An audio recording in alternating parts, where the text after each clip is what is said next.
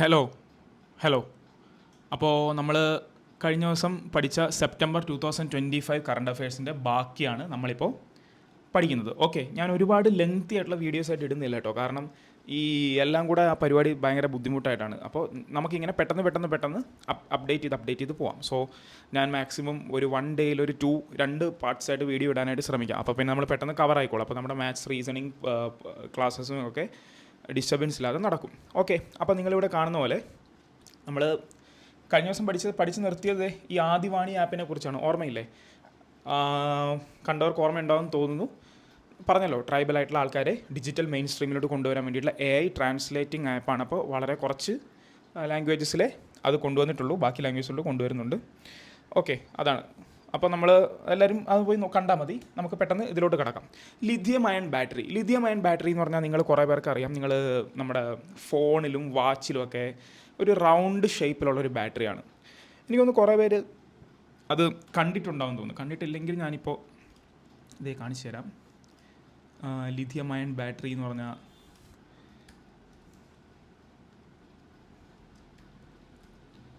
ഇതാ, ഇങ്ങനെ ഇരിക്കും. നമ്മൾ കുറേ പേര് കണ്ടിട്ടുണ്ടാവും. റൗണ്ട് ആയിട്ടുള്ളൊരു ബാറ്ററി ഉണ്ട് അല്ലേ? നമ്മൾ സിസ്റ്റത്തിലൊക്കെ നമ്മൾ തുറന്നു കഴിഞ്ഞാൽ കണ്ടിട്ടുണ്ടാവും. ഇതായത് ലിഥിയം സെൽ, ഇങ്ങനത്തെ ബാറ്ററി നിങ്ങൾ കണ്ടിട്ടുണ്ടാവും. നിങ്ങൾ കമ്പ്യൂട്ടറൊക്കെ ഓപ്പൺ ചെയ്യുമ്പോൾ കണ്ടിട്ടുണ്ടാവും. ഇങ്ങനെ ഒരു റൗണ്ട് ഷേപ്പിൽ ഉണ്ടാവും അല്ലേ?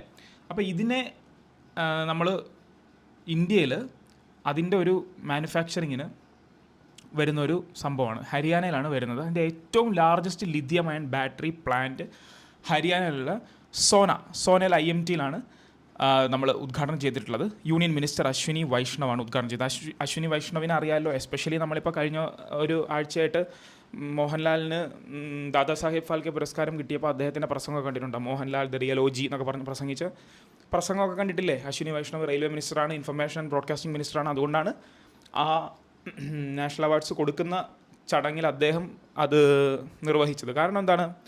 ഇൻഫർമേഷൻ ആൻഡ് ബ്രോഡ്കാസ്റ്റിംഗ് മിനിസ്ട്രിയുടെ കീഴിലാണ് ഫിലിം ആൻഡ് ടെലിവിഷൻ നാഷണൽ അവാർഡ്സൊക്കെ കൊടുക്കുന്നത്. അതും കൂടെ നിങ്ങൾ ഓർക്കുക. അപ്പോൾ അദ്ദേഹമാണ് ഇത് വന്നിട്ട് ഉദ്ഘാടനം ചെയ്തത്. ഓക്കെ, അപ്പോൾ ഇതുമായിട്ട് ബന്ധപ്പെട്ട് എനിക്ക് വേറൊരു കാര്യം നിങ്ങൾക്ക് പറയാനുള്ളത്, ലിഥിയം ട്രയാങ്കിൾ എന്ന് പറഞ്ഞിട്ട് ഒരു സംഭവമുണ്ട്. ജോഗ്രഫിയായിട്ട് ബന്ധപ്പെട്ട് നമുക്ക് ജോഗ്രഫിയായിട്ട് ബന്ധപ്പെടുത്തി അറിവിനെ നമുക്ക് പറയാം. അപ്പോൾ പേര് പറയുന്ന പോലെ തന്നെ ട്രയാങ്കിൾ ഒരു ത്രികോണമാണ്. എവിടെയാണ്?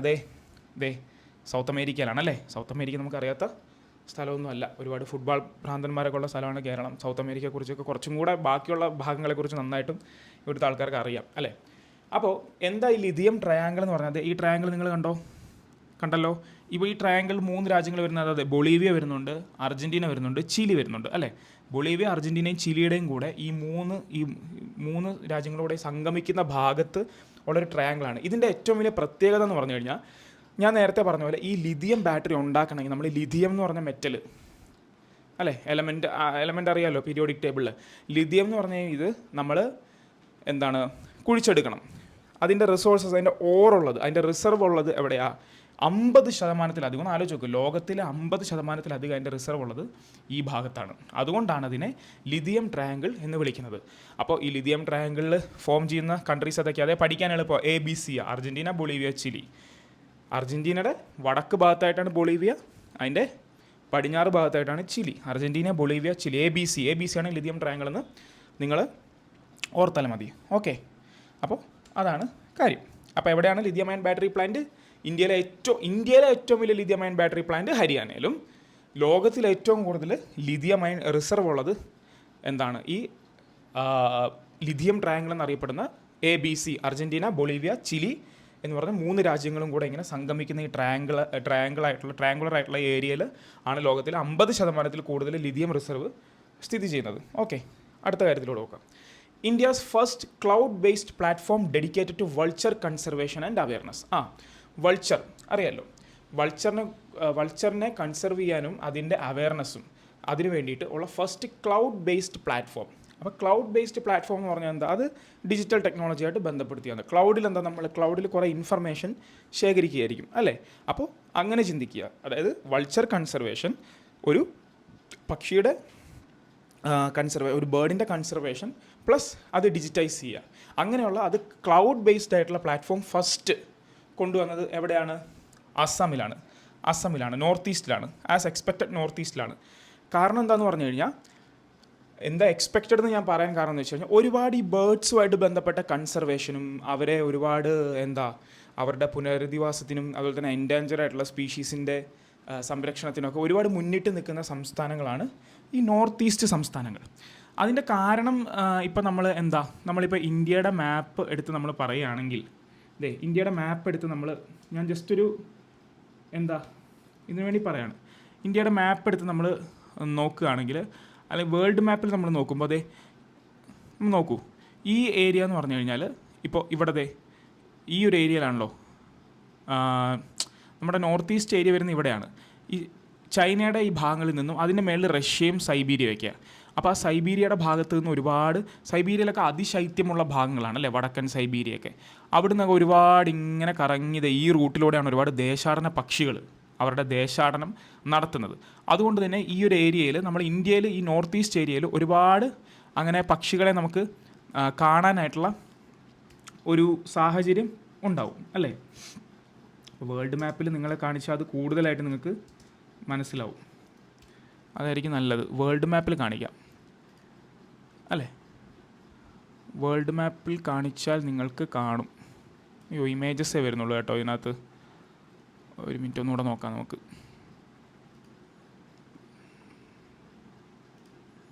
നോക്കട്ടെ. അയ്യോ, എന്താണെന്നറിയില്ല ഇത്. ഓക്കെ, അതെന്തെങ്കിലും ആവട്ടെ, നമുക്ക് സമയം വേസ്റ്റ് ചെയ്യണ്ട. അപ്പോൾ ഇന്ത്യയിലെ first cloud based platform dedicated to vulture conservation അത് നടക്കുന്നത് ആസമിലാണ്. അപ്പോൾ ഞാൻ ഈ പറഞ്ഞ കാര്യം ഓർത്താൽ മതി, അസമുമായിട്ട് ബന്ധപ്പെട്ട്. അതിനെ വൾച്ചർ നെറ്റ്വർക്ക് പോർട്ടൽ എന്നാണ് വിളിക്കുന്നത്. India's first cloud based platform dedicated to vulture conservation and awareness. Launched in Assam by V foundation India in collaboration with Assam bird monitoring network, Lasa foundation, Guwahati university. Purpose: to collect, share and promote scientific knowledge and conservation efforts about vultures across India. It also provides outreach materials in multiple Indian languages beginning with Assamese. അപ്പോൾ നിങ്ങൾ അങ്ങനെ ഒരുപാട് ഇതായിട്ട് ചിന്തിക്കേണ്ട.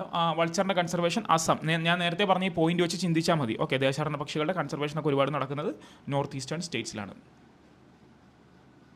അയ്യോ, ഇത് പിന്നെയും വന്നു. GST നമ്മൾ പറഞ്ഞായിരുന്നോ? ഇല്ല, പറഞ്ഞില്ല അല്ലേ. ഓക്കെ. അപ്പോൾ GST കൗൺസിൽ അതിൻ്റെ റേറ്റുകൾ റിവൈസ് ചെയ്ത കാര്യം അറിയാമല്ലോ. നമ്മൾ ഓഗസ്റ്റിൽ പ്രധാനമന്ത്രി റെഡ് ഫോർട്ടിൽ നിന്ന് പ്രസംഗിച്ചതിൽ ദീപാവലിക്ക് മുമ്പായിട്ട് ഇന്ത്യക്കാർക്കൊരു സമ്മാനമുണ്ട് എന്ന് പറഞ്ഞായിരുന്നു.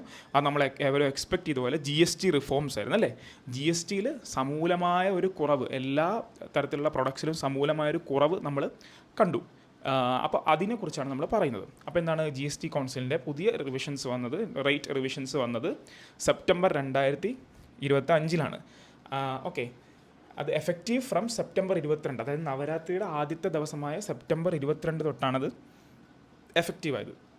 എൻ്റെ ഒബ്ജക്റ്റീവ് എന്ന് പറഞ്ഞാൽ ഈ പറഞ്ഞ പോലെ simplify the GST structure and bring most items under 5% and 18% slabs, leaving only a few high value or sin goods taxed at 40%. അതായത് നേരത്തെ ഒരുപാട് വ്യത്യസ്തമായ സ്ലാബ്സ് ഉണ്ടായിരുന്നു GSTയിൽ. അത് ഈ പറഞ്ഞ പോലെ 8%, അല്ലെങ്കിൽ അതിൻ്റെ ഇടയ്ക്ക് 12%, അങ്ങനെ പല പല സ്ലാബ്സ് ഉണ്ടായിരുന്നു. എന്നാൽ ഇപ്പോൾ ആ പല പല സ്ലാബ്സ് എല്ലാം മാറ്റിയിട്ട് 5% ആൻഡ് 18%, 5%, 18% മാത്രം GST സ്ലാബിലോട്ട് മാറ്റി. ഓക്കെ, അത് മാത്രമല്ല, നേരത്തെ ഒരുപാട് ലക്ഷൂറിയസ് ഗുഡ്സും സിൻ ഗുഡ്സും അതിനൊക്കെ 40% ഉയർന്ന ടാക്സ് നിരക്കായിരുന്നു. അതുപോലെ നിലനിർത്തിയിട്ടുണ്ട്. കാരണം അത് ലക്ഷൂറിയസ് ആയിട്ടുള്ള ഗുഡ്സാണ്. ഒരു മനുഷ്യന് അത്യാവശ്യമുള്ള കാര്യമില്ലല്ലോ മദ്യം, പുകയില, അല്ലെങ്കിൽ അങ്ങനെയുള്ള ലക്ഷൂറിയസ് ആയിട്ടുള്ള കാര്യങ്ങൾ. അപ്പോൾ അതിന് 40% നിലനിർത്തിയിട്ടുണ്ട്. അതിനെ സിൻ ഗുഡ്സ് എന്ന് വിളിക്കാൻ വെച്ചാൽ ഇംഗ്ലീഷിൽ സിൻ എന്ന് പറഞ്ഞ വാക്കിൻ്റെ അർത്ഥം പാപം എന്നാണ്. അപ്പോൾ സിഗരറ്റ് വലിക്കുന്നതും മദ്യപിക്കുന്നതൊക്കെ ഒരു പാപമായിട്ടാണ് ഗവൺമെൻറ് കണക്കാക്കുന്നത്. അത് ഗവൺമെൻറ് വിൽക്കുന്നുണ്ടെങ്കിൽ പോലും അത് വേറൊരു കാര്യം. അപ്പോൾ സിൻ ഗുഡ്സ് വാങ്ങിച്ചു കഴിഞ്ഞാൽ പോക്കറ്റിൽ മാത്രമല്ല ഓട്ട വീഴാൻ പോകുന്നത്, ലങ്സിലും കരളിലും കിഡ്നിയിലും ഒക്കെ ഓട്ട വീഴും. അപ്പോൾ ആരും സിൻ ഗുഡ്സ് വാങ്ങിച്ച് ഗവൺമെൻറ്റിന് ഇത്രയും വലിയ വരുമാനം ഉണ്ടാക്കി കൊടുക്കാതിരിക്കാൻ മാക്സിമം ശ്രമിക്കുക. ഓക്കെ, അടുത്തതിലോട്ട് പോവാം. അപ്പോൾ ഇതൊക്കെ തന്നെയാണ് GSTയിലെ പ്രധാനപ്പെട്ട ചേഞ്ചസ്. ഇപ്പോൾ food and agri products, live ഹോഴ്സസിൻ്റെ GST 12% നിന്ന് 5%. ലൈവ് ഹോഴ്സസ് എന്ന് ഉദ്ദേശിക്കുന്നത് നമ്മൾ ഈ കുതിര വിൽപ്പനയുണ്ടല്ലോ, അപ്പോൾ കുതിര വിൽപ്പന എന്ന് പറഞ്ഞു കഴിഞ്ഞാൽ അതിനെ 12% നേരത്തെ ഉണ്ടായിരുന്നു. ഞാൻ പറഞ്ഞ പോലെ ഇപ്പം നമ്മൾ നിലവിലുണ്ടാക്കിയിട്ടുള്ള പോലെ 5%, 18% അല്ല, അതിൻ്റെ ഇടയ്ക്ക് ഒരുപാട് സ്ലാബ് റേറ്റുകൾ ഉണ്ടായിരുന്നു. അതിലൊന്നാണ് 12%. അപ്പോൾ ഈ കുതിര സവാരിക്കൊക്കെ ആയിട്ട് കുതിര വാങ്ങിക്കുന്ന ആൾക്കാരില്ലേ ടൂറിസ്റ്റ് സ്പോട്ടിൽ, ഇപ്പോൾ നമ്മുടെ നാട്ടിലാണെങ്കിൽ ബീച്ചുകൾ കേന്ദ്രീകരിച്ച് ഒരുപാട് ഇത് കാണാൻ തുടങ്ങിയിട്ടുണ്ട്. നേരത്തെ ഊട്ടിയിലും അതുപോലെ മലമ്പ്രദേശങ്ങളിലും കാശ്മീർ, നൈനിറ്റാൾ പോലുള്ള സ്ഥലങ്ങളിലാണ് കൂടുതലായിട്ടുള്ള കുതിര സവാരിയുള്ള ആൾക്കാർ നടത്തുന്ന ആൾക്കാർ നമ്മൾ കണ്ടിട്ടുള്ളത് അല്ലേ. അപ്പോൾ ഇപ്പോഴാണെങ്കിൽ എന്താ അത് മാക്സിമം എല്ലാ സ്ഥലത്തും ഈ കുതിര സവാരി നടത്തുന്ന ആൾക്കാരെ കാണാം. അപ്പോൾ അവർ കുറച്ച് പാവപ്പെട്ട കാറ്റഗറിപ്പെട്ട ആൾക്കാരാണല്ലോ, അതൊരു തൊഴിൽ പോലെ ചെയ്യുന്ന ആൾക്കാരാണ് ടൂറിസവുമായിട്ട് ബന്ധപ്പെടുത്തി. അപ്പോൾ അവർക്കൊരു ആശ്വാസം എന്നുള്ള രീതിക്കാണ് GST റിവിഷൻസിൽ 12% എന്താക്കി 5% മാറ്റി. അതുപോലെ തന്നെ അൾട്രാ ഹൈ ടെമ്പറേച്ചർ മിൽക്ക് അത് വിൽക്കുന്ന സ്ഥാപനങ്ങളുണ്ടല്ലോ, അപ്പോൾ അതിനൊന്നുമില്ല, അതിന് 5% 0% ആക്കി. അത് ഓൾറെഡി 5% ഉണ്ടായിരുന്നത് 0% ആവുകയാണ് ചെയ്തത് അല്ലേ. പിന്നെ വരുന്നത് എന്താ, കണ്ടൻസ്ഡ് മിൽക്ക്. കണ്ടൻസ്ഡ് മിൽക്ക് അറിയാമല്ലോ, നമ്മൾ പാക്കറ്റിലൊക്കെ കിട്ടുന്നതും കണ്ടൻസ്ഡ് പാസ്ചറൈസ്ഡ് എന്ന് പറയും. അതിന് 12% നിന്ന് 5% ആക്കി. പിന്നെ സെവറൽ എവറിഡേ ഫുഡ് ഐറ്റംസ് അതിന് 18% നിന്ന് 5% ആക്കി. അപ്പോൾ മൊത്തത്തിലൊരു സമൂലമായിട്ടുള്ളൊരു മാറ്റം നമ്മൾ നോക്കിക്കഴിഞ്ഞാൽ അത്യാവശ്യമായിട്ടുള്ള സാധനങ്ങളുടെയൊക്കെ GST എന്താണ് നല്ല രീതിയിൽ കുറച്ചിട്ടുണ്ട് അല്ലേ. എല്ലാത്തിനെയും ഒരുമാതിരി 5% താഴ്ത്തുന്ന രീതിയിലാണ് കൊണ്ടുവന്നിട്ടുള്ളത്. ആകെ എക്സെപ്ഷൻ വന്നത്. അപ്പോൾ മൊത്തത്തിലൊരു പോപ്പുലർ മെഷറാണ്, ഒരു പോപ്പുലിസ്റ്റ് മെഷറായിട്ടാണ് ഇതിനെ നമ്മൾ കാണുന്നത് അല്ലേ. പോപ്പുലിസ്റ്റ് മെഷർ എന്ന് പറഞ്ഞു കഴിഞ്ഞാൽ ജനങ്ങൾക്ക് വളരെ ഉപകാരപ്രദമായിട്ടുള്ള, ജനങ്ങളിൽ നിന്ന് സപ്പോർട്ട് കിട്ടുന്ന രീതിയിലുള്ള മെഷർ. അതിൻ്റെ പിന്നിലുള്ള മോട്ടീവ്സ് എന്തും ആയിക്കോട്ടെ, പക്ഷേ അതൊരു പോപ്പുലിസ്റ്റ് മെഷറാണ് ഈ ഒരു ഘട്ടത്തിൽ അല്ലേ. ശരി, ഓക്കെ. സിൻ ഗുഡ്സിനെ സംബന്ധിച്ച് നോ ചേഞ്ച്. നേരത്തെ ഞാൻ പറഞ്ഞല്ലോ, gutkha, tobacco, cigarettes will continue at high rates up to 40%. അപ്പോൾ അതാണ് സിൻ ഗുഡ്സ്. എവിടെയെങ്കിലും നിങ്ങൾ സിൻ ഗുഡ്സ് എന്ന് ചോദ്യത്തിൽ എവിടെയെങ്കിലും കണ്ടു കഴിഞ്ഞാൽ ഇതാണ് എന്ന് നിങ്ങൾ മനസ്സിലാക്കുക. പാപം എന്നുള്ള വാക്കുമായിട്ട് കണക്ട് ചെയ്തിട്ട് നിങ്ങൾ മനസ്സിലാക്കുക. ഓക്കെ, അടുത്തത് നോക്കൂ. India joints the health AI global regulatory network, GRN, global regulatory network. ഇതിനെ നിങ്ങൾ എങ്ങനെ പഠിക്കണമെന്ന് വിചാരിച്ചു കഴിഞ്ഞാൽ ഒരു റെഗുലേറ്ററി ബോഡിയാണ്. റെഗുലേറ്ററി ബോഡി എന്ന് പറഞ്ഞാൽ എന്താ? റെഗുലേറ്ററി ബോഡി എന്ന് പറഞ്ഞു കഴിഞ്ഞാൽ എന്തിനേയും റെഗുലേറ്റ് ചെയ്യുന്നത്. എക്സാമ്പിൾ പറഞ്ഞാൽ ഇപ്പോൾ നമ്മുടെ നാട്ടിൽ RBI ഉണ്ടല്ലേ. RBI എന്താ? നമ്മുടെ റിസർവ് ബാങ്ക് ഓഫ് ഇന്ത്യ ആണ്. നമ്മുടെ നാട്ടിലെ എല്ലാ ബാങ്കുകളെയും, എല്ലാ മൈക്രോ ധനകാര്യ സ്ഥാപനങ്ങളെയും എല്ലാം എന്താ നിയന്ത്രിക്കുന്നതും, നിങ്ങൾ ഇങ്ങനെ പെരുമാറണം, അങ്ങനെ പെരുമാറണം, നിങ്ങൾ ഇങ്ങനെ ഒരു ചട്ടക്കൂടിനകത്ത് നിന്ന് പെരുമാറണം എന്നുള്ള നിയന്ത്രണത്തിൻ്റെ ഒരു ചരട്, ആ ചരട് നിയന്ത്രിക്കുന്നതിനെയാണ് റെഗുലേഷൻ എന്ന് പറയുന്നത്. അങ്ങനെ ഒരു റെഗുലേറ്ററി ബോഡിയാണ് RBI. അങ്ങനെയുള്ള റെഗുലേറ്ററി ബോഡികൾ നാഷണൽ ലെവലിൽ ഒരുപാടുണ്ട്, സ്റ്റേറ്റ് ലെവലിൽ ഒരുപാടുണ്ട് അല്ലേ. ഈ ഇൻ്റർനാഷണൽ ലെവലിൽ ഒരുപാടുണ്ട്. ഇപ്പോൾ ഇൻ്റർനാഷണൽ ഏജൻസി ഫോർ എന്താണ് ഇത്, അറ്റോമിക് ഏജൻസി ഇല്ലേ, അറ്റോമിക് എനർജി ഏജൻസി ഉണ്ട് അല്ലേ. അറ്റോമിക് എനർജി ഏജൻസി എന്തിനു വേണ്ടിയിട്ടുള്ളതാണ്? ആണവായുധങ്ങളുടെ നിർമ്മാണം രാജ്യങ്ങൾ എങ്ങനെ നടത്തുന്നു, അത് പ്രൊലിഫറേറ്റ് ചെയ്യുന്നുണ്ടോ, അത് കൺട്രോളിലായിട്ടാണോ നിർമ്മിക്കുന്നത്, ഇതൊക്കെ നിർണ്ണയിക്കുന്നതാണ് അങ്ങനെയുള്ള ഏജൻസികൾ. അങ്ങനെയുള്ളൊരു ഏജൻസിയാണ്, റെഗുലേറ്ററി ഏജൻസിയാണ് GRN, ഗ്ലോബൽ. അപ്പോൾ ഇൻ്റർനാഷണൽ ആണ്, റെഗുലേറ്ററി ഏജൻസിയാണ്. എന്തിൻ്റെയാണ്? Health AI global, health AI, ആരോഗ്യ മേഖലയിൽ AI. അപ്പോൾ ചിന്തിച്ച് നോക്കൂ, ആരോഗ്യ മേഖലയിൽ എന്തിനൊക്കെ ആയിരിക്കും AI ഉണ്ടാവുക അല്ലേ. ഡയഗ്നോസ് ചെയ്യാനുണ്ടാവും, അങ്ങനെ ഒരുപാട് മരുന്നുകൾ പ്രിസ്ക്രൈബ് ചെയ്യാനുണ്ടാവും. അങ്ങനെ ഡോക്ടർമാർക്ക് ജനറിക്കായിട്ട് ഡോക്ടർമാർ ചെയ്യുന്ന ഒരുപാട് കാര്യങ്ങൾ AI വെച്ച് ചെയ്യാൻ പറ്റുന്നൊരു കാലഘട്ടത്തിലോട്ടാണല്ലോ പോകുന്നത്. പക്ഷേ അത് വളരെയധികം റെഗുലേറ്റ് ചെയ്യണ്ടേ. കാരണം എന്താ? വളരെ ക്രിട്ടിക്കലായിട്ടൊരു മേഖലയാണ് ഹെൽത്ത് അല്ലേ. അപ്പോൾ അവിടെ ഡയഗ്നോസിസ് ചെയ്യുമ്പോൾ വളരെ തെറ്റായിട്ടൊരു മരുന്ന് ഡയഗ്നോസ് ചെയ്താലോ, അല്ലെങ്കിൽ എന്താ വളരെ ഇപ്പോൾ തന്നെ വളരെ ക്രിട്ടിക്കലായിട്ടുള്ള ആക്ടിവിറ്റീസ്, ഇപ്പോൾ സർജറി പോലുള്ള ക്രിട്ടിക്കലായിട്ടുള്ള ആക്ടിവിറ്റീസിൽ എന്തെങ്കിലും ഈ പറഞ്ഞ പോലെ AI ഒരു പിഴവ് വരുത്തി കഴിഞ്ഞാൽ, ഇപ്പം തന്നെ ഞാൻ ഈ സ്ലൈഡ് നിങ്ങൾക്ക് ഉണ്ടാക്കാനായിട്ട് ChatGPT വെച്ചിട്ടാണ് സഹായം തേടുന്നത്. ഞാൻ പോയിട്ട് ഓരോ വാർത്തയായിട്ട് നോക്കും, അതിൻ്റെ കോപ്പി പേസ്റ്റ് ചെയ്ത് ChatGPT കൊടുത്തിട്ട് എനിക്ക് നോട്ട്സ് ആയിട്ട് തരാൻ പറയും. എന്നാലും എനിക്ക് ഇരട്ടിപ്പണിയാണ്. കാരണം ഞാൻ ഓരോന്നും പോയി വെരിഫൈ ചെയ്യണം, അല്ലെങ്കിൽ ChatGPT മിസ്റ്റേക്സ് ഉണ്ടാക്കും. നേരത്തെ ഒരു സ്ലൈഡ് ഞാൻ ഉണ്ടാക്കിയതിനകത്ത് ഈ ലിഥിയം അയൺ ബാറ്ററിയുടെ ഉദ്ഘാടനം ചെയ്തത് ഹരിയാന ഗവർണറായിട്ടുള്ള CP രാധാകൃഷ്ണനാണെന്ന് പറഞ്ഞു. അപ്പോൾ ഞാൻ പറഞ്ഞു CP രാധാകൃഷ്ണൻ എന്ന് പറഞ്ഞ് ഇന്ത്യയുടെ വൈസ് പ്രസിഡൻ്റാന്ന് പറഞ്ഞപ്പോൾ ChatGPT തർക്കിക്കുകയാണ്, അല്ല അത് ഹരിയാനയുടെ ഗവർണർ തന്നെയാണ്. മനസ്സിലായില്ല? അപ്പോൾ അതാണ് അവസ്ഥ.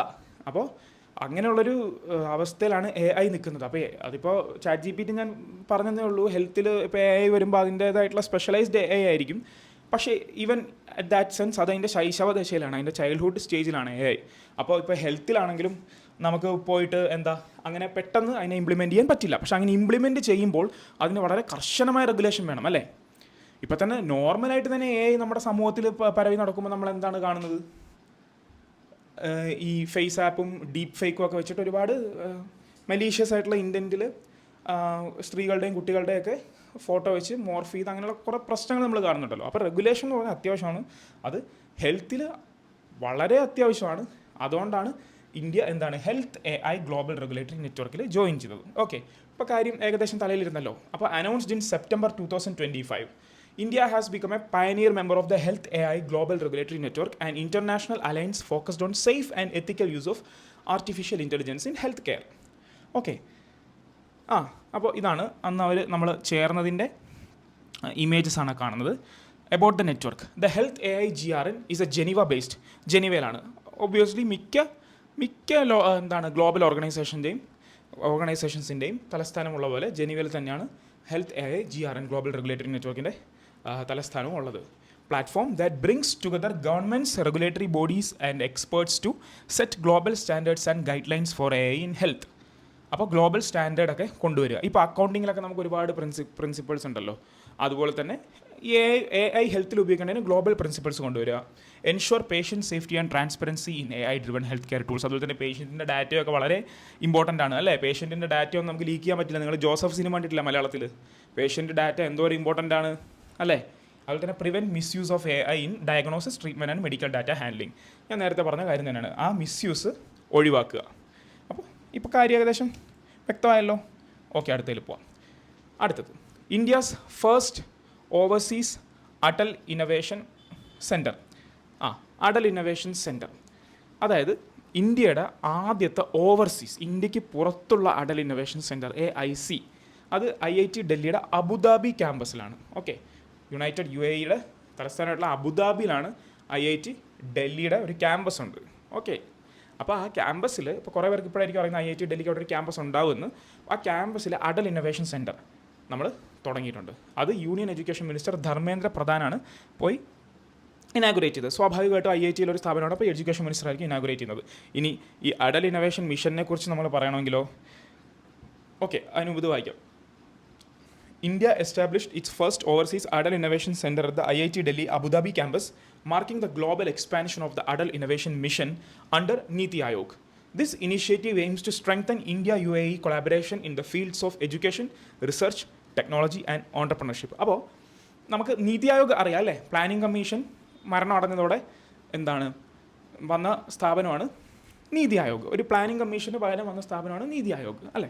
അപ്പോൾ നീതി ആയോഗിൻ്റെ കീഴിൽ അടൽ ഇന്നൊവേഷൻ മിഷൻ എന്ന് പറഞ്ഞ ഫ്ലാഗ്ഷിപ്പ് പ്രോഗ്രാം ഉണ്ടായിരുന്നു. എന്തിനാണ്? ഇന്നൊവേഷനും റിസർച്ചും അതിലുള്ള കാര്യങ്ങൾ R&Dയിലൊക്കെ നമ്മുടെ രാജ്യം ഒരുപാട് പുറകിലാണല്ലോ. അപ്പോൾ അതിൽ കുറച്ചുകൂടെ ഇമ്പറ്റസ് കൊടുക്കാൻ, അതിന് കുറച്ചുകൂടെ ഊർജ്ജം പകരാനായിട്ട് കൊണ്ടുവന്ന മിഷനാണ് അടൽ ഇന്നൊവേഷൻ മിഷൻ AIM. അപ്പോൾ അതിൻ്റെ ഭാഗമായിട്ട് അടൽ ഇന്നൊവേഷൻ സെൻറ്റർ എന്ന് പറഞ്ഞ എല്ലാ യൂണിവേഴ്സിറ്റീസിലും ഉണ്ടാവും. അതിൻ്റെ പ്രവർത്തനങ്ങൾ ഏകോപിപ്പിക്കാനും അതിൻ്റെ പ്രവർത്തനങ്ങൾക്ക് കൂടുതൽ ഫണ്ട് സമീകരിക്കാനും അത് കൂടുതൽ പ്രോത്സാഹിപ്പിക്കാൻ വേണ്ടിയിട്ട്. അപ്പോൾ അങ്ങനെയുള്ള അടൽ ഇന്നൊവേഷൻ സെൻറ്റർ IIT ഡൽഹിയുടെ അബുദാബി ക്യാമ്പസ്, IIT ഡൽഹിയുടെ അബുദാബി ക്യാമ്പസിലാണ് ലോകത്തിൽ ആദ്യമായിട്ട് ഇന്ത്യക്ക് പുറത്ത് ഇന്ത്യക്ക് പുറത്ത് നമ്മൾ നിർമ്മിക്കുന്നത്. ഇപ്പം MIT, Massachusetts institute of technology, അമേരിക്കയിലെ വലിയൊരു വിദ്യാഭ്യാസ സ്ഥാപനമാണ്. അതിൻ്റെ സെൻറ്റേഴ്സ് ഒരുപാട് സ്ഥലങ്ങളിലുണ്ടാവുമല്ലോ. അതുപോലെ നമുക്ക് അവിടെ ഉണ്ട്. അപ്പോൾ അവിടെ അങ്ങനെ വരുമ്പോഴുള്ള ഗുണം എന്താണ്? ഒന്ന്, നമ്മുടെ ഈ അടൽ ഇന്നൊവേഷൻ മിഷന് നമുക്ക് അവിടെയുള്ള ഇന്ത്യക്കാരുടെ സഹായങ്ങൾ നമുക്ക് തേടാൻ പറ്റും, വിദ്യാർത്ഥികളും മിടുക്കരായ വിദ്യാർത്ഥികളായിട്ടുള്ള. രണ്ട്, അതിൻ്റെ കുറച്ച് അതിന് ഡിപ്ലോമാറ്റിക് ആയിട്ടൊരു ടോണും കൂടി ഉണ്ട്. ഡിപ്ലോമാറ്റിക് ആയിട്ടുള്ളൊരു ടോൺ പുറത്തുള്ള ഒരു വിദ്യാർത്ഥികളുടെ സമൂഹത്തിലോട്ട്, അല്ലെങ്കിൽ അവരുടെ ഒരു വിദ്യാഭ്യാസ ഡിസ്കോഴ്സിൽ ഇന്ത്യക്കും പ്രാധാന്യം ഉണ്ടാവും. ഇന്ത്യയിൽ നിന്നുള്ള ഇന്ത്യയിൽ നിന്നും റിസർച്ച് ആൻഡ് ഡെവലപ്മെൻറ്റ് മോശമല്ല, ഇന്ത്യയിൽ നിന്നും ഇന്നൊവേഷൻ മോശമല്ല എന്ന് കാണിച്ചുകൊണ്ട് അവരെ കൂടെ പങ്കെടുപ്പിച്ചുകൊണ്ട് ആ ഒരു എഡ്യൂക്കേഷണൽ ഡിപ്ലോമസി വഴി ഇന്ത്യയുടെ സോഫ്റ്റ് പവർ കൂട്ടുക എന്നുള്ളൊരു ലക്ഷ്യം കൂടെ ഇങ്ങനെയുള്ള പദ്ധതികൾക്ക് ഉണ്ട്. ഓക്കെ, അപ്പോൾ അതും കൂടെ നിങ്ങൾ മനസ്സിലാക്കുക. അപ്പോൾ ഇങ്ങനെയുള്ള കാര്യങ്ങൾ നിങ്ങൾ തലയിൽ കുറച്ചുകൂടെ കയറ്റുമ്പോൾ ഇത് നിങ്ങൾ മറന്നു പോകത്തില്ല. മറന്നു പോകത്തില്ല? ഇന്ത്യ എസ്റ്റാബ്ലിഷ് ചെയ്ത ഇന്ത്യയിലെ ആദ്യത്തെ അടൽ ഇന്നൊവേഷൻ സെൻറ്റർ ഇന്ത്യക്ക് പുറത്തുള്ളത് വന്നത് അബുദാബിയിൽ IIT ഡൽഹിയുടെ അബുദാബി ക്യാമ്പസിലാണ്. ഓക്കെ, അതാണ് പറഞ്ഞിരിക്കുന്നത്. This initiative aims to strengthen India UAE collaboration in the fields of education, research, technology and entrepreneurship. Okay, അടുത്തിലോട്ട് പോകാം. അടൽ ഇന്നൊവേഷൻ മിഷനെ കുറിച്ചാണ് പറയുന്നത്. ലോഞ്ച്ഡ് 2016 തന്നെയാണ്.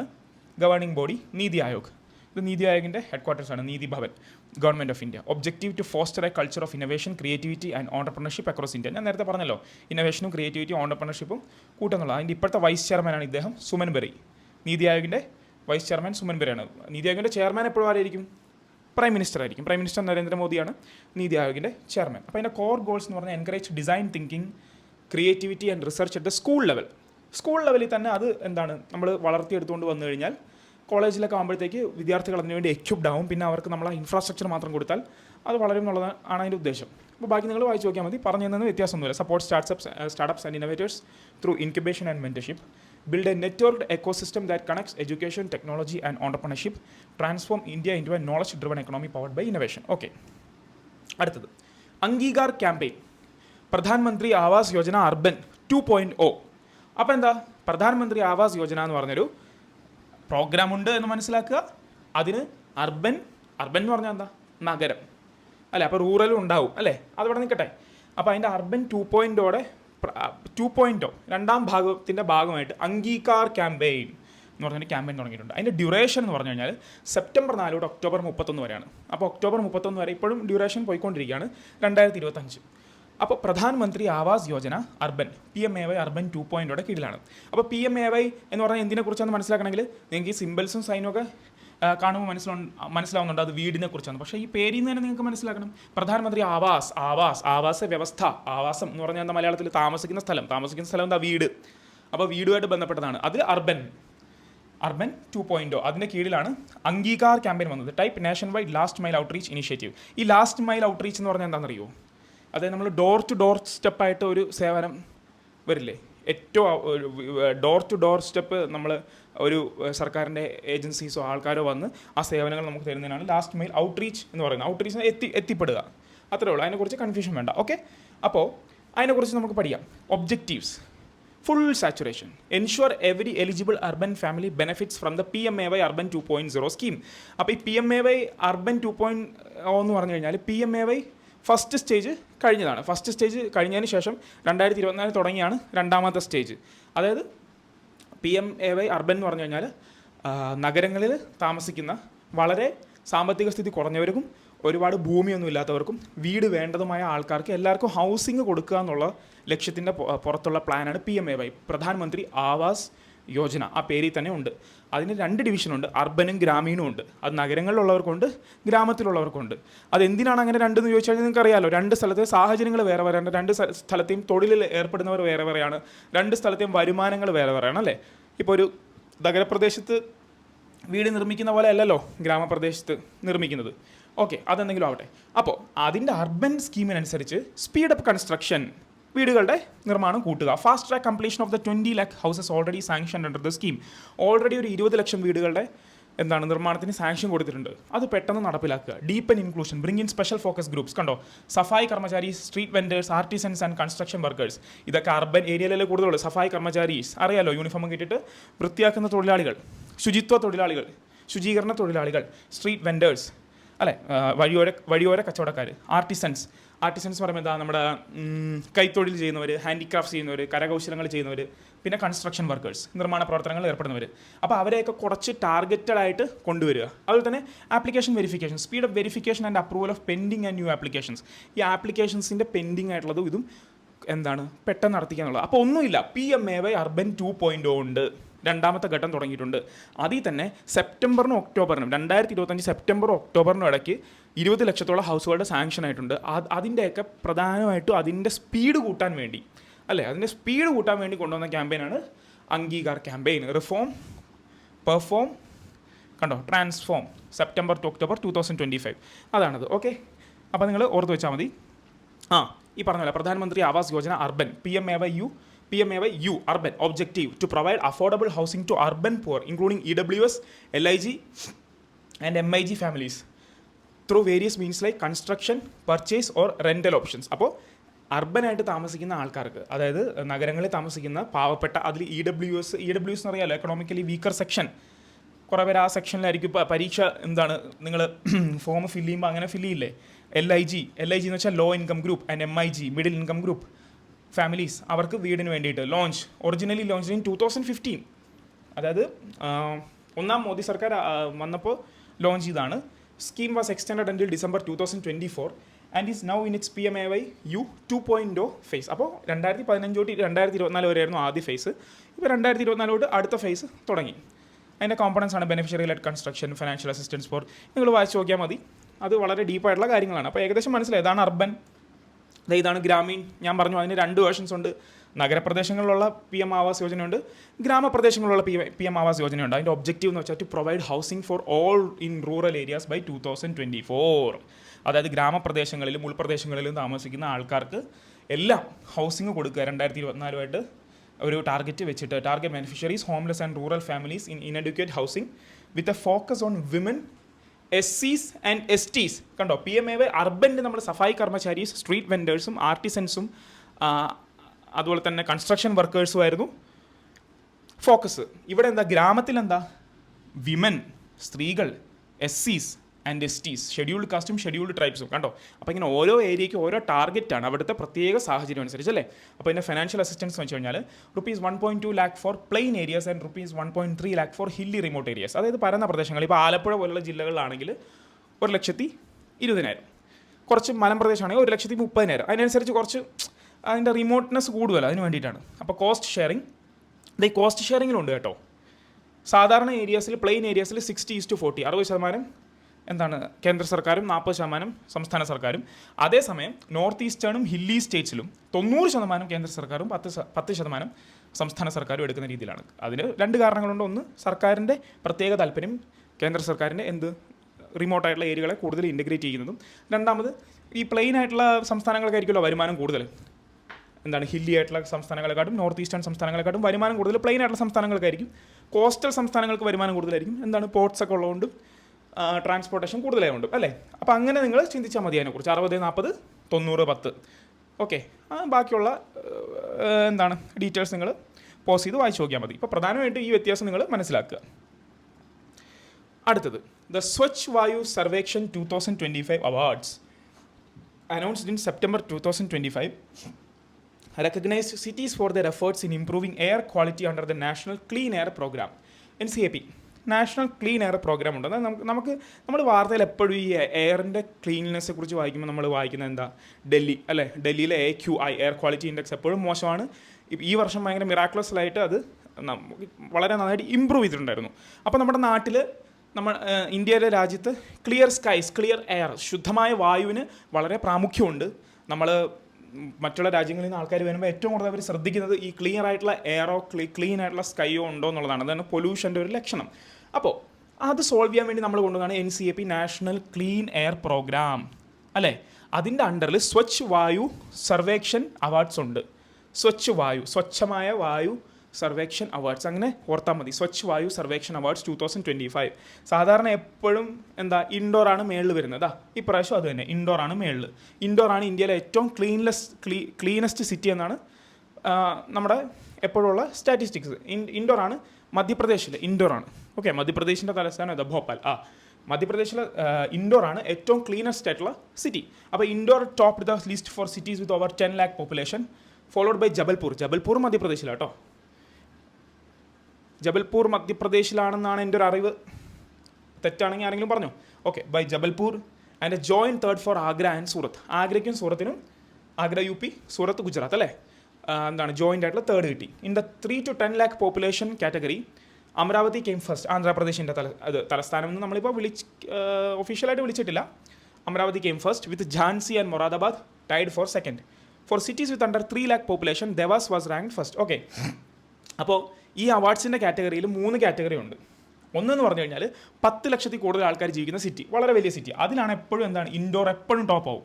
ഇൻഡോറാണ് ക്ലീൻ സിറ്റി, ഇൻഡോറാണ് എയർ ക്വാളിറ്റി ഇൻഡെക്സും ഏറ്റവും നന്നായിട്ടുള്ള സിറ്റി. അത് ഈ പത്രക്കട്ടിക്ക് നോക്കിയേ, 10 ലക്ഷത്തിൽ population of over 10 lakh cities, 47 സിറ്റികളുണ്ട്. അങ്ങനെ അതിൽ ഫസ്റ്റ് വന്നിരിക്കുന്ന ഇൻഡോറാണ്, സെക്കൻഡ് വന്നിരിക്കുന്നത് മധ്യപ്രദേശിലെ ജബൽപൂറാണ്, തേർഡ് വന്നിരിക്കുന്ന ആഗ്രയും സൂററ്റും കൂടെ ഒരുമിച്ചാണ്. അതല്ലാതെ കാറ്റഗറി 2 3 ലക്ഷത്തിനും 10 ലക്ഷത്തിനും ഇടയ്ക്ക്. അപ്പോൾ 3 ലക്ഷത്തിനും 10 ലക്ഷത്തിനും ഇടയ്ക്കുള്ള ആൾക്കാരിലും അമരാവതിയാണ് ആന്ധ്രാപ്രദേശിൽ, പിന്നെ മൊറാദാബാദ് ആൻഡ് ഝാൻസി, പിന്നെ ആൽവാർ. പിന്നെന്താ 3,00,000 കുറവുള്ള പോപ്പുലേഷൻ അണ്ടർ 3 lakh സിറ്റി, അതിൽ 40 സിറ്റീസ് ഉണ്ട്. അതിൽ ഫസ്റ്റ് വന്നിരിക്കുന്നത് ദേവാസ്, പർവാനോ, അൻഗുൾ. അപ്പോൾ ഇത് നിങ്ങൾ ഓർത്ത് വയ്ക്കുക. നിങ്ങൾ മെയിനായിട്ട് ഇത്ര ഓർത്ത് വെച്ചാൽ മതി. എന്താണ് national clean air programme, NCAP, national clean air പ്രോഗ്രാമാണ്. വായു, എയർ നല്ല വൃത്തിയാക്കാൻ വേണ്ടിയുള്ള പ്രോഗ്രാം. ആ പേരിൽ തന്നെ ഉണ്ടല്ലോ. അതിൻ്റെ കീഴിൽ വരുന്നതാണ് സ്വച്ഛ് വായു സർവേക്ഷൺ അവാർഡ്. അത് 2025 ഫസ്റ്റ് കിട്ടിയിരിക്കുന്നത്, അതായത് 10 ലക്ഷത്തിൽ കൂടുതൽ ആൾക്കാരുള്ള സിറ്റിയിൽ ഫസ്റ്റ് കിട്ടിയിരിക്കുന്നത് ഇൻഡോർ ആണ്. എപ്പോഴും ഓർത്താൽ മതി, എപ്പോഴും മിക്കപ്പോഴും ഇൻഡോർ ആയിരിക്കും. ഈ വർഷവും ഇൻഡോർ ആണ് മധ്യപ്രദേശിൽ. സെക്കൻഡ് വന്നിരിക്കുന്നതും ആ കാറ്റഗറിയിൽ ജബൽപൂറാണ്. തേർഡ് വന്നിരിക്കുന്നത് ആഗ്ര ആൻഡ് സൂററ്റാണ്. ബാക്കി രണ്ടും നിങ്ങൾ അതുപോലെ ഓർത്താൽ മതി. കാറ്റഗറി 2, അതായത് 3 ലക്ഷത്തിനും 10 ലക്ഷത്തിനും ഇടയ്ക്കുള്ള കാറ്റഗറിയിൽ അമരാവതിയാണ്. 3 ലക്ഷത്തിൽ കുറവുള്ള കാറ്റഗറിക്ക് ദേവാസാണ്. ഓക്കെ, ദേവാസാണ്.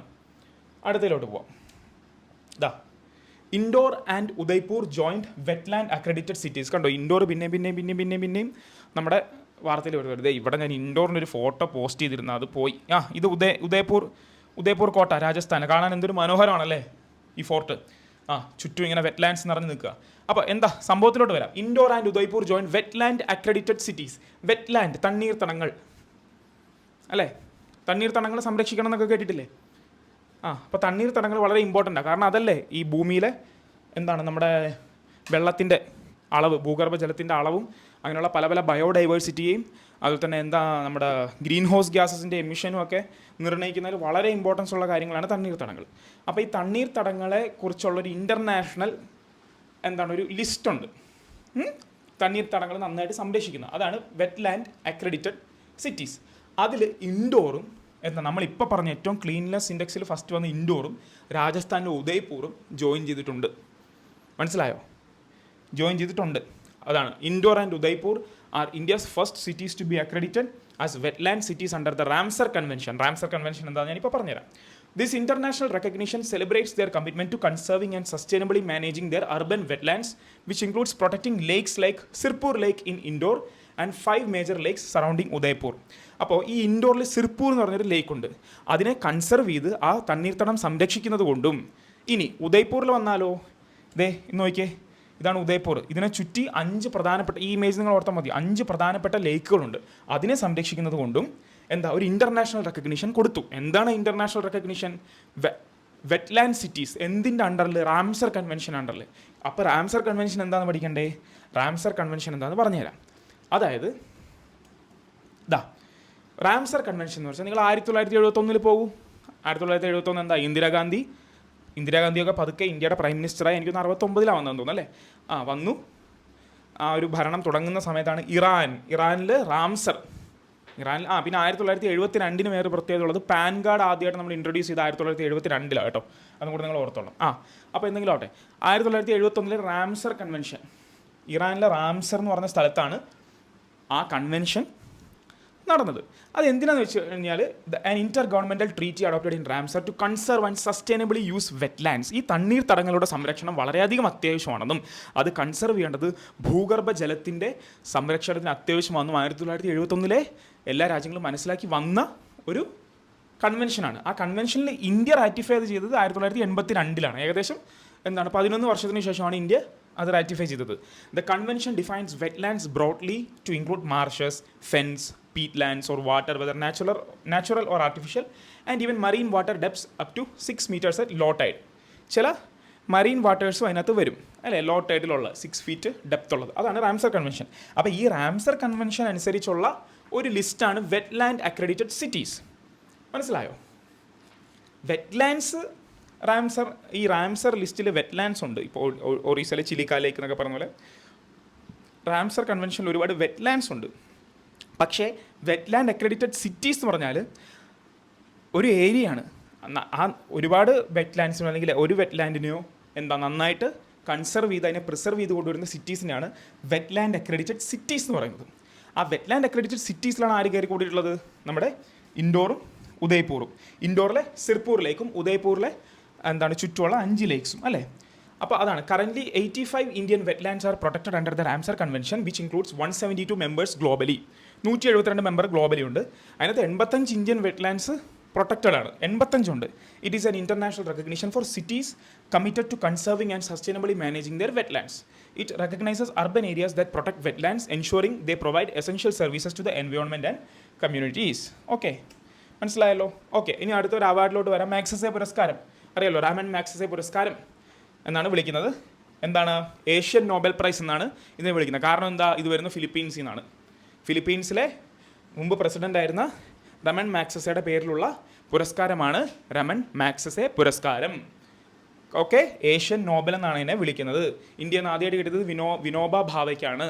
ഗാന്ധിയനായിട്ടുള്ള വിനോബ ഭാവെ, ഭൂദാൻ മൂവ്മെൻറ്റിൻ്റെയൊക്കെ എന്താണ് പയനീർ ആയിട്ടുള്ള വിനോബ ഭാവയ്ക്കാണ് റമൺ മാഗ്സസെ പുരസ്കാരം കിട്ടിയത്. എനിക്ക് തോന്നുന്നു 58-ലാണോ 68-ലാണോ ഒരു കൺഫ്യൂഷൻ ഉണ്ട്, നമുക്ക് നോക്കാം. ഓക്കെ, എന്തായാലും വിനോബ ഭാവയ്ക്കാണ് ഫസ്റ്റ് കിട്ടിയത് റമൺ മാഗ്സസെ പുരസ്കാരം. അപ്പോൾ ഇത് പ്രധാനമായിട്ടും കൊടുക്കുന്നത് പറഞ്ഞ പോലെ significance Asia's highest honour often regard as the Nobel prize, Manila Philippines. Ramon Magsaysay ഫൗണ്ടേഷനാണ് കൊടുക്കുന്നത്. അപ്പോൾ 2025 ഇത് കിട്ടിയ എഡ്യൂക്കേറ്റ് ഗേൾസ് എന്ന് പറഞ്ഞൊരു ഇന്ത്യൻ NGOയ്ക്കാണ് 2025 റമൺ മാഗ്സസെ പുരസ്കാരം കിട്ടിയത്. അപ്പോൾ പേരിൽ തന്നെയുണ്ട് എഡ്യൂക്കേറ്റ് ഗേൾസ്. ഗേൾസിൻ്റെ എഡ്യൂക്കേഷനോട് ബന്ധപ്പെട്ട് ഗേൾസിനെ നന്നായിട്ട് പഠിപ്പിക്കുക. ഗേൾസിനൊക്കെ ഒരുപാട് ബാക്ക്വേർഡ് ആയിട്ട് നിൽക്കുന്ന സംസ്ഥാനങ്ങളൊക്കെ ഒരുപാടുണ്ട്. ഒരുപാട് ഫാമിലീസ് ഉണ്ട് എല്ലാ സംസ്ഥാനങ്ങളിലും. അവിടെ നിന്നൊക്കെ ഗേൾസിനെ കൊണ്ടുവന്ന് പഠിപ്പിക്കാനായിട്ടുള്ള അവർക്ക് വിദ്യാഭ്യാസം കൊടുക്കാൻ ശ്രമിക്കുന്ന NGOയാണ് എഡ്യൂക്കേറ്റ് ഗേൾസ്. അവർക്കാണ് റമൺ മാഗ്സസെ പുരസ്കാരം 2025 കിട്ടിയത്. നോക്കൂ, educate girls. Educate girls became the first Indian organisation, first Indian ഓർഗനൈസേഷനും കൂടിയാണ് കേട്ടോ കിട്ടുന്നത്, to receive the Raman Magsaysay Award, recognized for its outstanding work in educating girls in rural India and tackling gender inequality in education. എൻ്റെ founder ആരാ? Founder Safina Hussain ആണ് founder. ആ പേര് ഓർത്ത് വെച്ചോ, സഫീന ഹുസൈൻ ആണ്. അപ്പോൾ പ്രധാനമായിട്ടും ഇത്ര ഓർത്താൽ മതി. ഗേൾസിൻ്റെ എഡ്യൂക്കേഷൻ വേണ്ടിയിട്ടാണ് അവർ രാജസ്ഥാൻ, മധ്യപ്രദേശ്, ഉത്തർപ്രദേശ് പോലുള്ള സ്ഥലങ്ങളിലാണ് അവരുടെ പ്രവർത്തന മേഖല. ഓക്കെ, ഇനി റമൺ മാഗ്സസെ അവാർഡിനെ കുറിച്ച് പറയുകയാണെങ്കിൽ ഞാൻ നേരത്തെ പറഞ്ഞ പോലെ ഫോർമർ പ്രസിഡന്റ് ഓഫ് ഫിലിപ്പീൻസിൻ്റെ പേരിലാണ്. Established in 1957, it honours individuals and organisations in Asia for integrity, courage and humanitarian service. Categories are not fixed. Awards are given based on impact and social contribution. Okay, ഇവിടെ ഭൂപൻ ഹസാരികയുടെ ഒരു photo വെച്ചിരുന്നു, അതിപ്പോൾ കാണുന്നില്ല, എന്തോ ഒരു ഗ്ലിച്ചാണ് guys. ഞാനിപ്പോൾ അത് അയ്യോ ഗൈസ് എന്നൊക്കെ ഞാൻ വിളിക്കുന്നല്ലേ നിങ്ങളെ വ്ളോഗർമാരെ പോലെ. ഗൈസ് ഒന്നുമല്ല, സുഹൃത്തുക്കളെ തന്നെ വിളിക്കാം. അയ്യോ ഇത് ഫുൾ സ്ക്രീൻ ആക്കിയപ്പോൾ വന്നു കേട്ടോ, എന്താണെന്നറിയില്ല. ഇത് ഹാഫ് സ്ക്രീൻ ആക്കുമ്പോൾ ഹാഫ് സ്ക്രീൻ ആക്കുമ്പോഴാണ് വരുന്നത്. ശരി, എന്നാൽ പിന്നെ ഇങ്ങനെ പോട്ടെ അല്ലേ. അപ്പോൾ ഇതാണ് ഭൂപൻ ഹസാരിക. ഓക്കെ, ആസാമിലെ വളരെ പ്രധാനപ്പെട്ട ഒരു സിംഗർ, ഫിലിം മേക്കർ, ഒരു വലിയ കലാകാരനാണ് ആസാമിലെ. ഓക്കെ, അദ്ദേഹം വളരെ ഇമ്പോർട്ടൻ്റ് ആയിട്ടുള്ളൊരു ഫിഗറാണ് നോർത്ത് ഈസ്റ്റിൽ നിന്ന്. അപ്പോൾ the Indian government has released ₹100 commemorative coin in honor of Dr. Bhupen Hazarika for his, ഇതാണ് ഇദ്ദേഹത്തിൻ്റെ photo. Okay, for his birth centenary which includes A portrait of him on one side. അദ്ദേഹം ജനിച്ചതിൻ്റെ 100 വർഷം ആദരിക്കാനായിട്ട് Indian government ഒരു 100 രൂപയുടെ coin അദ്ദേഹത്തിൻ്റെ ഓണറിൽ പുറത്തിറക്കിയിട്ടുണ്ട്. അതിൻ്റെ ഒരു സൈഡിൽ അശോക സ്തംഭവും മറ്റൊരു സൈഡിൽ ഇദ്ദേഹത്തിൻ്റെ ഫോട്ടോയാണ്. ഓക്കെ, ബാക്കി ഡീറ്റെയിൽസ് ഒന്നും നിങ്ങൾ നോക്കേണ്ട, അതൊന്നും ചോദിക്കൊന്നുമില്ല. ചോദിക്കുന്നുണ്ടെങ്കിൽ നിങ്ങളിത് സ്ക്രീൻഷോട്ട് എടുത്ത് വെച്ച് നോട്ട് എഴുതിയാൽ മതി. അതിൻ്റെ ഈ ഡയമീറ്റർ വെയിറ്റ് ഒക്കെ ചോദിക്കുകയാണെങ്കിൽ അയ്യോ, അത് തോപ്പിക്കാൻ വേണ്ടി ചോദിക്കുന്ന ചോദ്യങ്ങൾ പോലുണ്ട്. എന്തെങ്കിലും ആവട്ടെ. അപ്പോൾ 100 രൂപയുടെ കോയിനാണ്. എന്തിന്? 100ാമത്തെ ബർത്ത്ഡേ. ആരുടെ? ഡോക്ടർ ഭൂപൻ ഹസാരികയുടെ. അസമിലെ പ്രധാനപ്പെട്ടൊരു കലാകാരനാണ് ഡോക്ടർ ഭൂപൻ ഹസാരിക. അദ്ദേഹത്തിനെ കുറിച്ച് ഇതിൽ വരുന്നുണ്ട് ഫോട്ടോ. ഓക്കെ, അദ്ദേഹത്തിൻ്റെ personal and professional details. Sadiya, ആസാമിലാണ് ജനിച്ചത്. Known as bard of Brahmaputra. ഇത് ഓർത്തോ കേട്ടോ, BOB, Bhupen Hazarika BOB, Bhupen Hazarika BOB എന്നോർത്തോ. ബാർഡ് ഓഫ് ബ്രഹ്മപുത്ര, ബ്രഹ്മപുത്രയുടെ പാട്ടുകാരൻ. ബാർഡ് എന്ന് പറഞ്ഞാൽ പാട്ട് പാടുന്ന ആളാണ്. ഓക്കെ, സിംഗറാണ്. കാരണം എന്താ? ബ്രഹ്മപുത്ര ഒഴുകുന്ന ഏതാ? ബ്രഹ്മപുത്ര അരുണാചൽ പ്രദേശിലൂടെയും ആസാമിലൂടെയൊക്കെ ഒഴുകുന്ന നദിയാണ് അല്ലേ. അപ്പോൾ Brahmaputra, Bard of Brahmaputra. National waterway 2 അല്ലേ Brahmaputra, national waterway 1 Ganga. Okay, അപ്പോൾ സുധാകാന്ത നൈറ്റിൻഗേൽ എന്നും അദ്ദേഹത്തിനെ വിളിക്കുന്നുണ്ട്. അദ്ദേഹത്തിൻ്റെ പ്രൊഫഷൻ ഈ പറഞ്ഞ പോലെ singer, lyricist, composer, poet and filmmaker. Education, അത് മാത്രമല്ല അദ്ദേഹത്തിന് PhD ഉണ്ട്. അതുകൊണ്ടാണ് doctor. PhD in mass communication from Columbia യൂണിവേഴ്സിറ്റിയിൽ നിന്ന്. അപ്പോൾ ചെറിയ വ്യക്തിത്വം അല്ല. Cultural and artistic contributions. ഇതുപോലെ composed music for both Assamese and Bollywood films. His songs often depicted the struggles and hopes of ordinary people and promoted themes of communal harmony, optimism and justice. Notable songs Manuhe Manuhar Babe, മോ യേത്തി ജാജാബോർ, അതൊക്കെ Bengali, Assamese ഭാഷകളിലൊക്കെ ഉള്ളതായിരിക്കും. Okay, കാരണം ഈ ആസാമീസും ബംഗാളിയും തമ്മിൽ നല്ല similarity ഉണ്ട്. നിങ്ങൾ ആ ഫോണിൻ്റെ എടുത്ത് നോക്കിയാലും മനസ്സിലാവും. അപ്പോൾ അദ്ദേഹത്തിന് എന്താണ് won the president's medal for films like Pratidhwani and Loti Ghoti. അതും കൂടെ ഒന്ന് നോട്ട് ചെയ്ത് വെച്ചോ കേട്ടോ, പ്രതിധ്വനി ആൻഡ് ലോട്ടി ഘോത്തി. എന്തായാലും BOB Bhupen Hazarika board of Brahmaputra, okay, 100ാമത്തെ ബർത്ത് ആനിവേഴ്സറിയുടെ ഭാഗമായിട്ട് ഗവൺമെൻറ് 100 രൂപയുടെ കൊമമറേറ്റീവ് കോയിൻ റിലീസ് ചെയ്തു. അടുത്ത് അദ്ദേഹത്തിൻ്റെ അവാർഡ്സ്. ഭാരത് രത്ന 2019 മരണാനന്തരം ബഹുമതിയായിട്ട് കൊടുത്തിട്ടുണ്ട്. പോസ്റ്റ്മസ്ലി awarded in 2019. 1992 Dada Saheb Phalke award കിട്ടി. ലാലേട്ടന് ഇപ്പോൾ കിട്ടിയ സംഭവം അദ്ദേഹത്തിന് 1992 കിട്ടി. പത്മവിഭൂഷൺ അതും പോസ്റ്റ്മസ്ലി ആയിട്ടാണ് കിട്ടിയത്. പത്മഭൂഷൺ 2001 കിട്ടി. Padma Shri received the award earlier. Okay, അടുത്തത് ഗ്യാൻ ഭാരതം മിഷൻ. ഗ്യാൻ എന്ന് പറഞ്ഞു കഴിഞ്ഞാൽ ഹിന്ദിയിൽ അറിവ് എന്നാണ്. ഗ്യാൻ ദേദോ തുജെ എന്ന് പറഞ്ഞു കഴിഞ്ഞാൽ അറിവ് പകരുന്നവൻ, അങ്ങനെയൊക്കെ ഒരു ഫ്രേസ് ഉണ്ട് ഹിന്ദിയിൽ. ഗ്യാൻ എന്ന് പറഞ്ഞാൽ അറിവാണ്. അപ്പോൾ അറിവായിട്ട് ബന്ധപ്പെട്ട എന്തുവാണ് ഗ്യാൻ ഭാരതം, ഭാരതത്തിലെ അറിവ്. ഭാരതത്തിലെ അറിവ് എന്ന് പറഞ്ഞാൽ എന്തായിരിക്കും? ഭാരതത്തിലെ അറിവ് ഏൻഷ്യൻ്റ് ആയിട്ടുള്ള അറിവ്. ഏൻഷ്യൻ്റ് ആയിട്ടുള്ള അറിവ് എങ്ങനെ എഴുതുക? താളിയോലകളിലും മറ്റുള്ള ഓല എഴുത്ത് അല്ലേ, അതിലൊക്കെയാണ് ഏൻഷ്യൻ്റ് ആയിട്ടുള്ള അറിവുകളുള്ളത്. ഇപ്പോൾ നമ്മുടെ നളന്ദ യൂണിവേഴ്സിറ്റിയിൽ ഉണ്ടായിരുന്നു 1106 ബക്തിയാർ ഖിൽജി എന്ന് പറഞ്ഞാൽ എന്താണ്? അദ്ദേഹം എന്ന് വിളിക്കാൻ പാടില്ല, ഇത്രയും ദുഷ്ടപ്രവൃത്തി നടത്തിയ ആളെ പുള്ളിക്കാരൻ വന്ന് ആക്രമിച്ച് അല്ലേ, അതിനകത്ത് ഇരിക്കുന്ന അറിവുകളുടെ കുറിച്ചുള്ള അസൂയ പൂണ്ടിട്ടാണോ എന്തോ പുള്ളിക്കാരൻ അത് ആക്രമിച്ച് തീയിട്ട് നശിപ്പിച്ചു. അതുപോലെ ഒരുപാട് ജ്ഞാനം ഉണ്ടായിരുന്ന നാടായിരുന്നു എന്താണ് ഭാരതം. അതിൽ ഒരുപാട് താളിയോലകളിലും മറ്റ് ഗ്രന്ഥങ്ങളിലും ഒക്കെ ആയിട്ട് എഴുതി വെച്ചിട്ടുള്ള അറിവുകൾ, ഏൻഷ്യൻ്റ് ആയിട്ടുള്ള അറിവുകൾ, അതാണ് ഗ്യാൻ ഭാരതം കൊണ്ട് ഉദ്ദേശിക്കുന്നത്. അപ്പോൾ ഏകദേശം നിങ്ങൾക്ക് മനസ്സിലായി കാണും. അങ്ങനെയുള്ള കാര്യങ്ങൾ പ്രിസർവ് ചെയ്യുന്നതിനും സംരക്ഷിക്കുന്നതിനും വേണ്ടിയിട്ട് ഞാൻ ഈ ഇവിടെ എഴുതി വെച്ചിരിക്കുന്ന ഇംഗ്ലീഷ് അതുപോലെ ഇതിനകത്ത് വായിക്കുന്നില്ല കേട്ടോ, നിങ്ങളത് വായിച്ചു നോക്കിയാൽ മതി. ഞാൻ ജസ്റ്റ് ഈ കാര്യം നിങ്ങളോട് പറഞ്ഞു തരികയാണ്. ആ മാനുസ്ക്രിപ്റ്റ്സും അങ്ങനെയുള്ള കാര്യങ്ങളൊക്കെ ഡിജിറ്റൈസ് ചെയ്ത് സൂക്ഷിക്കുക, അല്ലെങ്കിൽ നശിച്ചു പോകില്ലേ. അത് നശിച്ചു പോകാതിരിക്കാൻ വേണ്ടി അത് ഡിജിറ്റൈസ് ചെയ്ത് സൂക്ഷിക്കുക. For digitising, preserving and providing public access കൊടുക്കുക കൂടി ചെയ്യും. ഓക്കെ, അതിനുള്ളതാണ് ഗ്യാൻ ഭാരതം മിഷൻ സെപ്റ്റംബർ 2025. അപ്പോൾ ഇത് നിങ്ങൾ വായിച്ചു നോക്കിയാൽ മതി. അതിനുവേണ്ടി ഉള്ളൊരു കോൺഫറൻസാണ് 11-13 സെപ്റ്റംബറിൻ്റെ ഇടയ്ക്ക് ഡൽഹിയിൽ വിജ്ഞാൻ ഭവനിൽ നടക്കുന്നത്. ഓക്കെ, 11-13 സെപ്റ്റംബറിലെ ദിവസങ്ങളിൽ ഇൻ്റർനാഷണൽ കോൺഫറൻസ്, അതാണ് ഗ്യാൻ ഭാരതം മിഷൻ. അപ്പോൾ what is Gyan Bharatam mission? The Gyan Bharatam mission announced in union budget 2025-26. 25-26 ബജറ്റിലാണിത് പ്രഖ്യാപിച്ചത് കേട്ടോ. It's a national initiative to preserve, digitise and disseminate India's vast manuscript heritage. Preserve സൂക്ഷിക്കുക, ഡിജിറ്റൈസ് ചെയ്യുക, ഡിസെമിനേറ്റ് പബ്ലിക്കിന് കൊടുക്കുക. Okay, India's vast manuscript heritage combining tradition with modern technology for future generation. അതിൻ്റെ nodal ministry എന്ന് പറഞ്ഞാൽ ministry of കൾച്ചറാണ്. Nodal ministry എന്ന് പറഞ്ഞാൽ ഇത് ആരുടെ കീഴിലാണെന്നുള്ളത്. അപ്പോൾ മിനിസ്ട്രി ഓഫ് കൾച്ചർ സ്വാഭാവികമായിട്ടും സാംസ്കാരിക മന്ത്രാലയത്തിൻ്റെ കീഴിലായിരിക്കുമല്ലോ. അപ്പോൾ അത് ഈ ഗ്യാൻ എന്ന് പറഞ്ഞ വാക്കിൻ്റെ അർത്ഥം വെച്ച് ഓർമ്മയിൽ വെക്കുക. അടുത്തത് ബത്തുക്കമ്മ ഫെസ്റ്റിവൽ തെലങ്കാന. ഇത് തെലങ്കാനയായിട്ട് ബന്ധപ്പെട്ടാന്ന് ഓർക്കാനായിട്ട് ഒറ്റ വഴിയേ ഉള്ളൂ. ബുട്ടബൊമ്മ എന്ന് പറഞ്ഞ പാട്ട് നിങ്ങൾക്ക് അറിയോ? ബുട്ടബൊമ്മ ആ പാട്ടില്ലേ, അതിൽ ബൊമ്മ എന്ന് പറയുന്നത് അതുപോലെ തന്നെയല്ലേ ബത്തുക്കമ്മ, ആ വാക്ക് പോലെ തന്നെയാണ്. അപ്പോൾ തെലുങ്കുമായിട്ട് കണക്ട് ചെയ്യുക. പിന്നെ അത് തെലങ്കാനയിലുള്ള ഫെസ്റ്റിവലാണ് ഓർക്കുക. അപ്പോൾ ബത്തുക്കമ്മ ഫെസ്റ്റിവൽ തെലങ്കാന 2025. എന്തിനാണ് ഇത് വാർത്തയിൽ ഇടം നേടിയത്?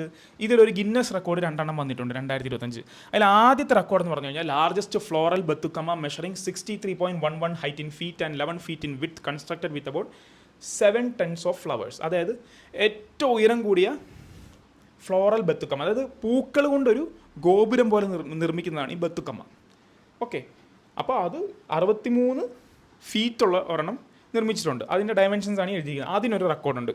രണ്ടാമത്തെ റെക്കോർഡ് എന്ന് വെച്ചാൽ most synchronised dance performance by 1354 women. അപ്പോൾ 1354 വനിതകൾ ഒരുമിച്ച് നിന്ന് ഡാൻസ് കളിച്ചതുകൂടെ ഈ ബത്തുക്കമ്മ ഫെസ്റ്റിവലാണ്. അപ്പോൾ ഈ 2 റെക്കോർഡാണ്. ഒന്ന് പൂ കൊണ്ടുള്ള ഏറ്റവും ഉയരമുള്ള ഗോപുരം നിർമ്മിച്ചതിനും പിന്നെ 1354 സ്ത്രീകൾ ഒരുമിച്ച് നിന്ന് ഡാൻസ് കളിച്ചതാണ്. അപ്പോൾ ബത്തുക്കമ്മ ഫെസ്റ്റിവലിനെ കുറിച്ച് നമുക്ക് മനസ്സിലായി. കാരണം എന്താ, ചില സമയത്ത് ഫെസ്റ്റിവൽസിനെ കുറിച്ച് SSCയിൽ ചോദിക്കും അല്ലേ. അപ്പോൾ ബത്തുക്കമ്മ ഞാൻ പറഞ്ഞാൽ ബുട്ടബൊമ്മ തെലുങ്കുമായിട്ട് കണക്ട് ചെയ്യണം, തെലങ്കാന. ഓക്കെ, പൂക്കളും ഡാൻസും അങ്ങനെ ഓർത്താൽ മതി. സ്പോർട്സ് അറിയാലോ, ബാലൻഡോർ എന്ന് വെച്ചാൽ ഫുട്ബോൾ കൊടുക്കുന്ന ഏറ്റവും ഉന്നതമായ ബഹുമതിയാണ് ക്ലബ് ഫുട്ബോളിനെ സംബന്ധിച്ച്.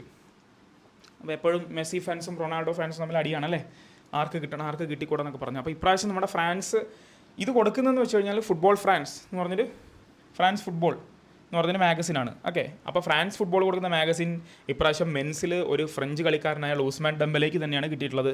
അദ്ദേഹം PSG വേണ്ടി കളിക്കുന്നതാണ്. വിമൻസ് ബാലൻഡിയോർ കിട്ടിയത് ഐറ്റാന ബോൾമാറ്റി, ബാഴ്സലോണ, സ്പെയിൻകാരി തന്നെയാണ്. അവരും സ്പെയിനിലുള്ള ബാഴ്സലോണയിൽ തന്നെയാണ് അവർ കളിക്കുന്നത്. അപ്പോൾ സ്പെയിനിലുള്ള ബാഴ്സലോണ എന്ന് പറഞ്ഞാൽ കാറ്റലൂണിയക്കാർക്ക് ട്രിഗർ ആവും, അതുകൊണ്ട് ഞാൻ അതിനെക്കുറിച്ച് കൂടുതൽ പറയുന്നില്ല.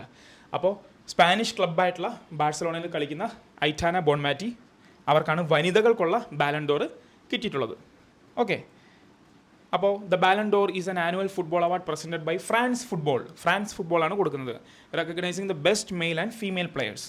It is considered one of the sport's most prestigious individual honors and is awarded based on a player's performance over a single European football season. ഒരു സിംഗിൾ യൂറോപ്യൻ ഫുട്ബോൾ സീസൺ എടുത്തിട്ടാണ് ക്ലബ് ഫുട്ബോളിൻ്റെ. Originally for European players ആയിരുന്നു, പിന്നെ അത് എന്നെ nationality മാറ്റിയെങ്കിലും ഇപ്പോഴും എന്താണ് ഈ ഫുട്ബോൾ സീസൺ അടിസ്ഥാനത്തിൽ തന്നെയാണ് അത് കൊടുക്കുന്നത്. ഓക്കെ, അപ്പോൾ നമ്മൾ ഇന്നിപ്പോൾ ഇത്രയും മതി. ഇന്നെന്നല്ല, ഈ പാർട്ടിൽ ഇത്രയും മതി. വൈകുന്നേരം ഞാൻ രണ്ടാമത്തെ പാർട്ട് ഇടും. നമുക്കിങ്ങനെ പതുക്കെ പഠിച്ചു പോയാൽ മതി. ഈ മാസം ഇങ്ങനെ പതുക്കെ പഠിച്ചു പോയി നമ്മൾ സെപ്റ്റംബറിൽ തീർക്കുന്നു. അടുത്ത നവംബർ വരുമ്പോൾ നമുക്ക് ഒക്ടോബറിൽ തീർക്കാം. അങ്ങനെ നമുക്ക് പതുക്കെ പോകാം. ഓക്കെ, അപ്പോൾ എല്ലാവരും മാത്സ് ക്ലാസ്സൊക്കെ പോയി കാണാൻ കേട്ടോ. ഇത് മാത്രം കണ്ടാൽ പോരാ. ജസ്റ്റ് ഞാൻ അറിയാലോ, നിങ്ങൾ പറഞ്ഞുകൊണ്ട് തുടങ്ങിയൊരു സംരംഭമാണ് GK. അപ്പോൾ ഓക്കെ, എല്ലാവരും നന്നായിട്ട് പഠിക്കൂ. All the best.